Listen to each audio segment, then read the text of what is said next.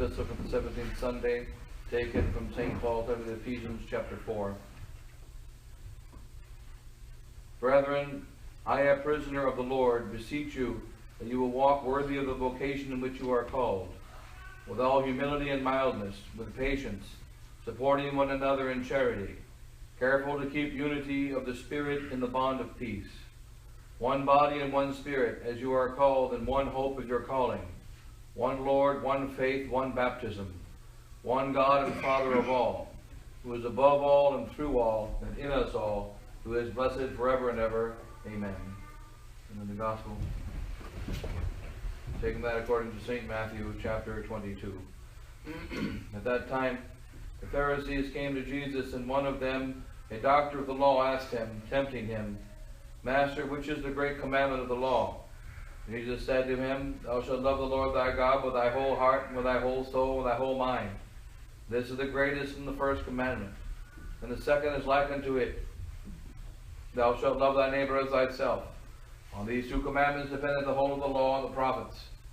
And the Pharisees being gathered together, Jesus asked them, saying, What think you of Christ?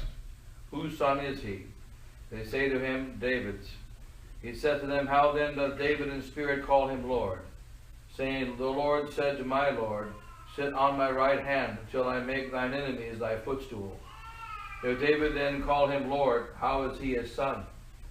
And no man was able to answer him a word, neither durst any man from that day forward ask him any more questions. Thus far the words of today's Holy Gospel.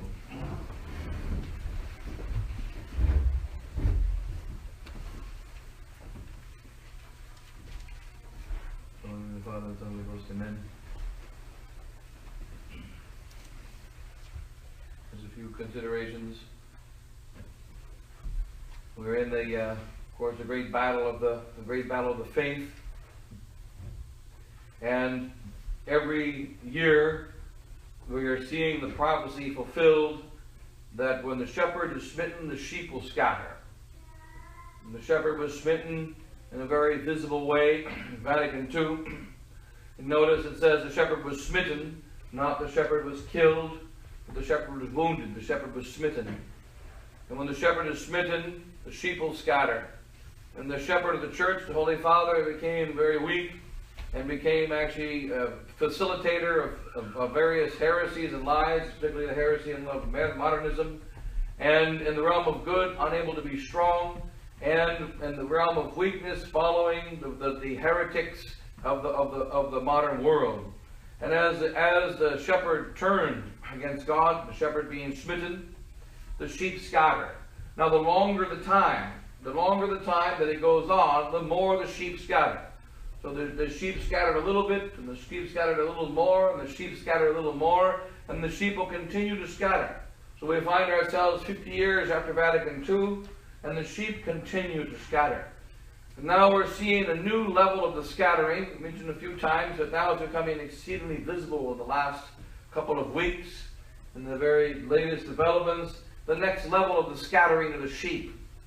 And that the beginning, for instance, after Vatican II, we find that they say that there was a Latin Mass and there's a true Mass. There were the acceptance of Vatican II and the rejectance of Vatican II. So the recognition that Vatican II brought a crisis into the church. Vatican II brought evil and error and heresy into the church, and the majority of souls went along with the error, went along with the heresy. But the sheep began to scatter, and they scattered in all different directions. There was a liberal scattering, with those that followed in an invisible way the Pope, and they're trying to be following the Pope, Paul VI.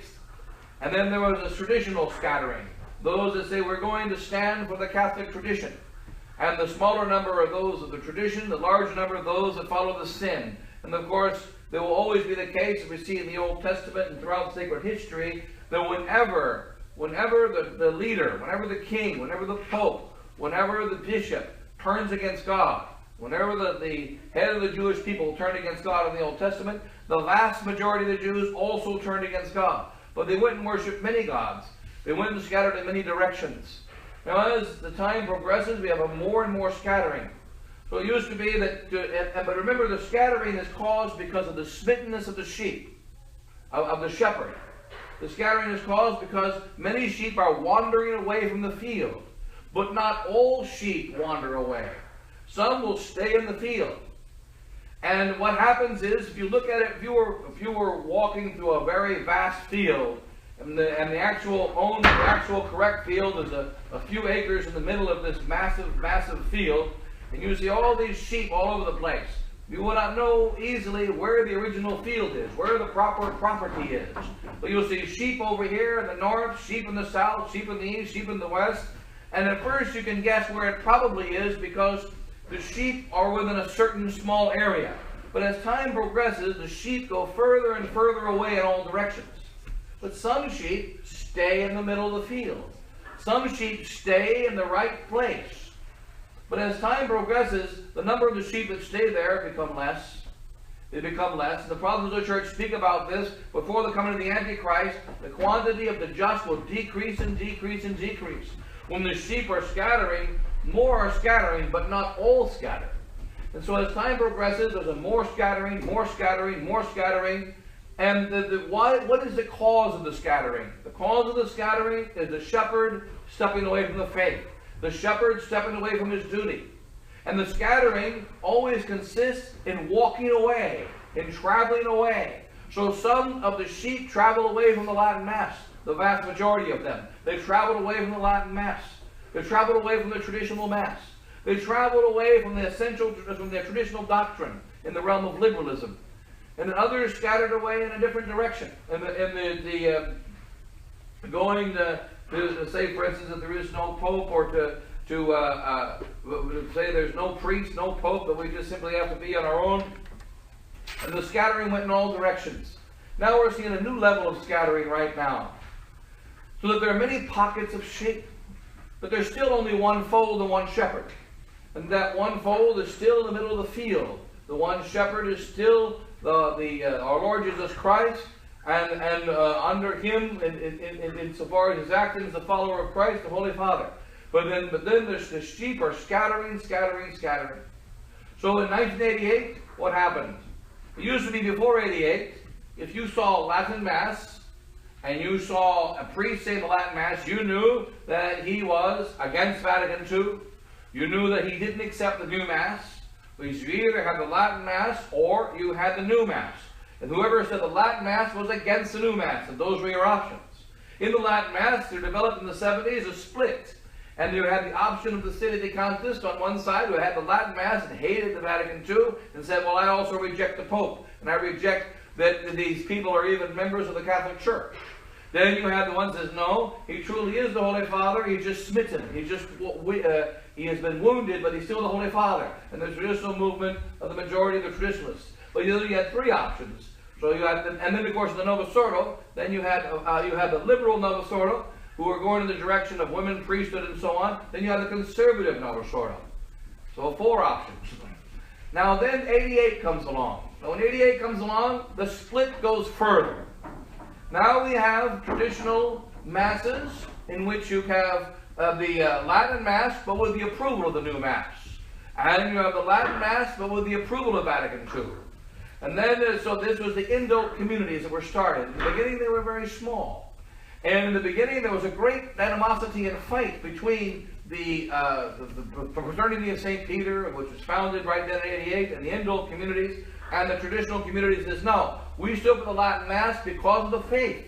We still put the Latin Mass in order to preserve our faith. Now you're having your Latin Mass, but you're also accepting the new Mass. You're having your Latin Mass, and you're also accepting Vatican II. So now we have another split. And then this split also as time progresses, we find more and more sub-splits within the dioceses, for instance. In the dioceses, because many priests in dioceses, you have those priests and the group in the diocese, in each diocese of the world, that are very much pro-abortion, very much pro-homosexuality, and for the worst of all the evils going on in the world. There'd be the Wicca and Satanism in the dioceses, in the religious. And amongst the religious, there are many promoters of these things. Then you have the ones that are more conservative, that prefer the Latin Mass and so on. Now, as it's progressing, the splits are all more and more splits. And now what's happening? We're at the next level of the split. Notice also during the course of all these splits, those who stand on the side of the Pope, who say they're an invisible Novus Ordo, they always claim that you people that are in tradition are all divided amongst each other, and that you're getting more and more divided. But they don't pay attention to their side, which is even more divided than the side of tradition. But they're all split, split, split. Now what's the next level of the split? The truth always remains the same. The truth never changes. Christ is always Christ. The gospel is always the gospel. The true church is always the true church. The true Mass without the true faith is always of no value. The true Mass must be with the true faith. As St. Augustine says, take the true sacraments, take the sacred liturgy and cut it off from the Pope. Take the true sacraments and take the sacred liturgy and cut it off from the church, and they are dead. They are dead. They don't give life. And he says it's like unto a branch that is freshly cut off a tree. When the branch is freshly cut off, the leaves are still green. You can still move the branch back and forth, and it appears to be the same as the branch that's on the tree. But the branch that is cut off, from the moment it is cut off, at that instant it is dead. At that instant it no longer receives life from the root. And so now they're cutting branches and branches and branches and branches. And there's so many branches cut off, and they're all laid together. So which one is the branch attached to the root, which one is not? And they cut more and more branches. So now we have the popping out of a new split. And what we're seeing now in the new split is, we're finding, as the Society of St. Pius X turns away from tradition, and now says Pope Francis is not really preaching heresy, but only favors the heresy. Amoris Laetitia is dangerous. It's not against the faith. This is what Bishop Fillet says, and Father Claes and Father Caudron, the official doctors or theologians of the Society of St. Pius X. So what happens? 40 Novus Ordo priests and Novus Ordo lay theologians gather together and write a document that they send to Rome. Cardinal Burke, a little bit before, along with 3 other cardinals, 2 of which were already dead, send dubia to Rome, saying, what is going on with this Amoris Laetitia? This is against the teaching of John Paul II. This is against the teaching of Vatican II. This is against the teaching of the Church before Vatican II. And then we have the neocons come into the picture and say, we're united to Cardinal Burke, and we're united to these lay theologians and these Novus Ordo priests. And these Novus Ordo priests now speak clear doctrine. Pope Francis, you are preaching heresy. Here are 7 heresies. Here are the proofs that you have 7 heresies.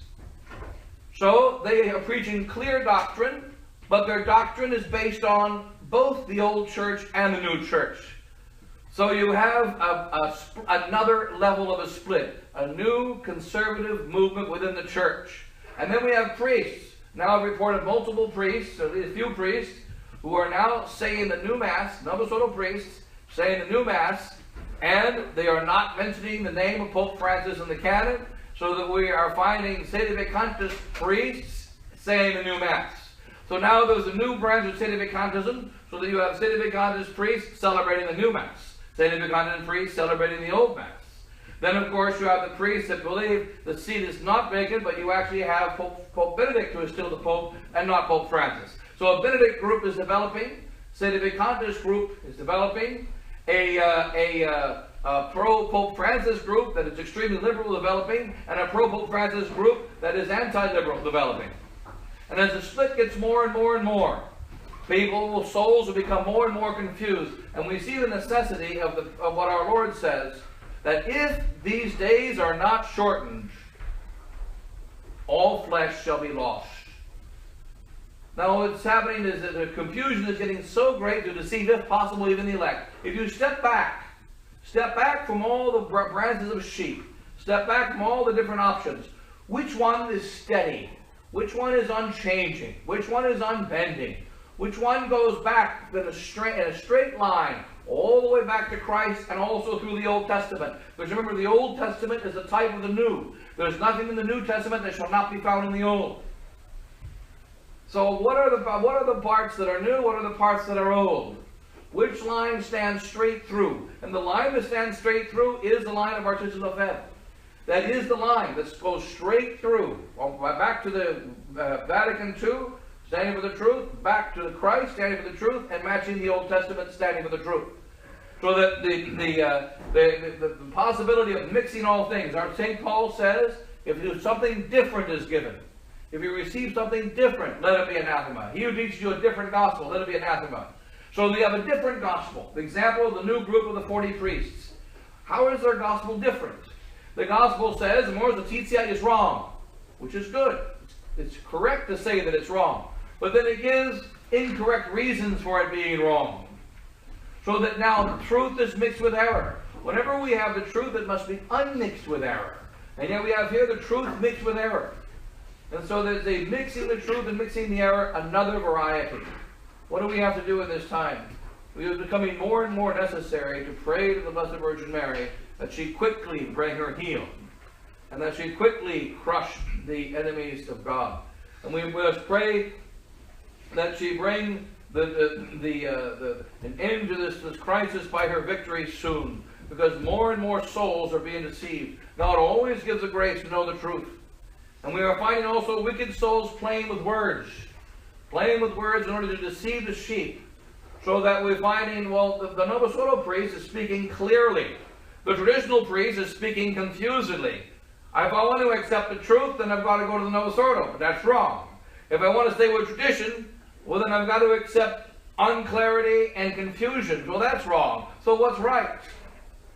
So now there's another level being produced. So we must pray that the souls that are God's giving the grace to souls who persevere in the truth. Right now, this new the document being released last week, September 24th, of the this correction, the Correctio Filialis to the Pope, and yet the Correctio Filialis encouraging in the sense that at least they're trying to do something, discouraging in the sense that they're not communicating the truth on the right foundation, and they're not pointing to the actual cause of the heresy. They're not pointing to the cause of the problem. They're carefully avoiding the problem, which is modernism, heresy of Vatican II. Now we're finding anti-Correctio Filialis, anti-Pope Francis, but not united in faith, not united in spirit, as it says in the Gospel today. You're one in spirit, one in faith. Our unity is not a unity that's negative. This is the problem of modern unities. Modern unities are negative. We're together because we're all against abortion. We're together because we all hate that guy. We're together because we all hate this thing. We're together because we're against Mors Laetitia. We're together because we're against homosexual marriage. But this is not being together.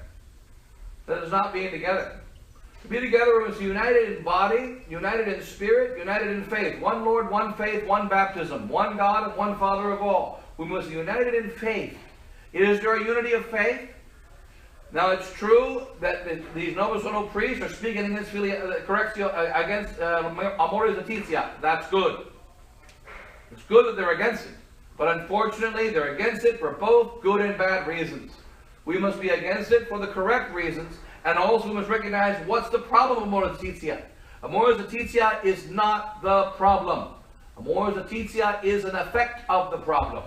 The problem is Vatican II and the new Mass, and the heresies of Vatican II. And an effect of it, the latest effect, is a Mors Laetitia. So if you're against the Mors Laetitia, but not against the cause, then you're not really against the Mors Laetitia, and you can't battle against it effectively. You must be united in the true faith without compromise, against the errors and heresies going on in the present time, and stand firmly for the holy truth, and ask Our Lady to bring an end quickly to this crisis. And she makes a schedule on her own, but nonetheless, we've asked her to bring an end quickly to this crisis. And then we'll close with that. God bless you all. In the name of the Father, and the Son, and the Holy Ghost. Amen.